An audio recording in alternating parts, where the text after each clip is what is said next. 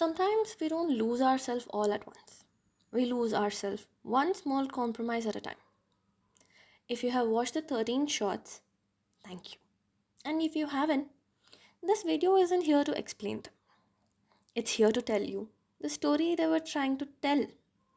Because those 13 shots were never 13 different stories. They were one. One journey, one person, one question.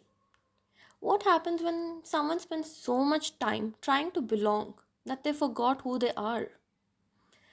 The story begins like most stories do.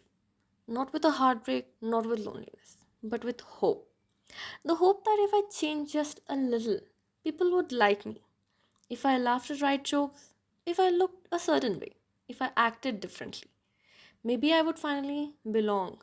And honestly, who hasn't felt that? So the character starts changing, not because she's fake, but because she's scared. Scared that if people saw the real her, they would leave. So she slowly becomes whoever everyone else needed her to be. And at first it works. People stay, conversation happens, smiles happen, life looks normal.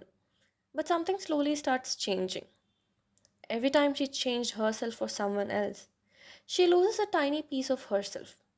Until one day, she doesn't know what's left. That's the strange thing about loneliness. Sometimes it isn't caused by being alone, sometimes it's caused by never being seen. You can sit in a room full of people, smile, talk, laugh, and still feel like no one actually knows you because the version they know isn't really you. Then comes the hardest part. She starts blaming herself because blaming yourself feels easier than accepting that maybe you were trying to fit into places that were never meant for you. So she thinks, I'm too much, I'm not enough. If I change one more thing, maybe this time it'll work. But eventually, even pretending becomes exhausting. The conversations feels heavy, the silence feels heavier. Being around people starts feeling lonelier than being alone. That's terrifying because now you don't know where home is anymore. Then something changes.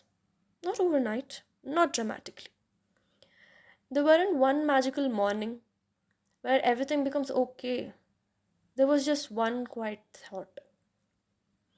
I can't keep living like this. And sometimes that's where healing begins. Not with confidence, not with happiness, but with honesty. Healing isn't a straight line. Some days you will miss the version of yourself that kept everyone happy.